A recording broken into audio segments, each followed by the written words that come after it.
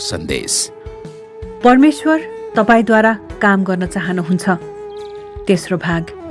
जय मसीह। आज आइतबार नोभेम्बर 23 तारिक मङ्सिर 7 गते। आजको बाइबल खण्ड दोस्रो इतिहासको पुस्तक 16 अध्यायको 9 पदबाट रहेको छ र यहाँ यसरी लेखेको छ, किनकि जसका हृदय उहाँप्रति भक्त छन् तिनीहरूलाई सहायता दिन सारा पृथ्वीभरि नै परमप्रभुको दृष्टि रहिरहन्छ। जब आफूलाई शक्तिशाली देखाउनु पर्ने कुरो आउँछ, परमेश्वर न हिचकिचाउनुहुन्छ न त उदासीन बन्नुहुन्छ, बरु सारा पृथ्वीभरि नै परमप्रभुको दृष्टि रहिरहन्छ। उहाँप्रति वफादार मानिसहरूलाई खोज्दै हुनुहुन्छ ताकि उहाँले तिनीहरूको जीवनद्वारा आफ्नो शक्ति प्रकट गर्न सकुन्। यहाँ परमेश्वरको बारेमा तपाईले जान्नुपर्ने 3वटा कुरा छन्। पहिलो, उहाँले सधैँ हाम्रो संसारमा अलौकिक तरिकाले काम गरिरहनु भएको छ र उहाँसँग धेरै कुरा छन् जुन उहाँ पूरा गर्न चाहनुहुन्छ। दोस्रो, उहाँ सक्रिय रूपमा वफादार सहकर्मीहरू खोज्दै हुनुहुन्छ। तिनीहरू यस्ता मानिसहरू हुन् जसले निरन्तर उहाँका चासोहरूमा चासो राख्छन्।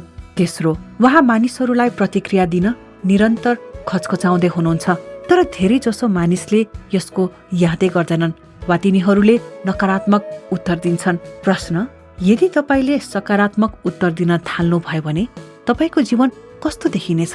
एकजना पास्टर लेख्छन्, आश्चर्यजनक जीवन सम्भव मात्र होइन, केवल वाञ्छनीय पनि होइन, तर यो हामी प्रत्येकका लागि परमेश्वरको इच्छाको केन्द्रमा हुन्छ। जब हामी थोरै कुरामा रमाउँछौँ, हाम्रो जीवनले आनन्द, पूर्णता र उद्देश्य गुमाउँछ।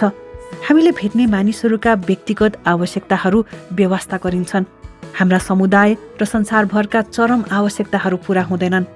जब एउटा सम्पूर्ण पुस्ता नै थोरै कुरामा रमाउँछ, परमेश्वरको चरित्र र मनसायमाथि नै प्रश्न उठ्छ। उहाँको चम्किलो उपस्थिति संसारमा फिक्का भएको जस्तो देखिन्छ, तर तपाईँ यसको बारेमा केही गर्न सक्नुहुन्छ। तपाईँ परमेश्वरको राजदूत बन्न जन्मनु भएको थियो र तपाईँ हरेक दिन उहाँलाई दृश्यवान बनाउन सक्नुहुन्छ। यो कुरा तपाईँले दोस्रो कोरिन्थीको पुस्तक 5 अध्यायको 20 पदमा हेर्न सक्नुहुन्छ।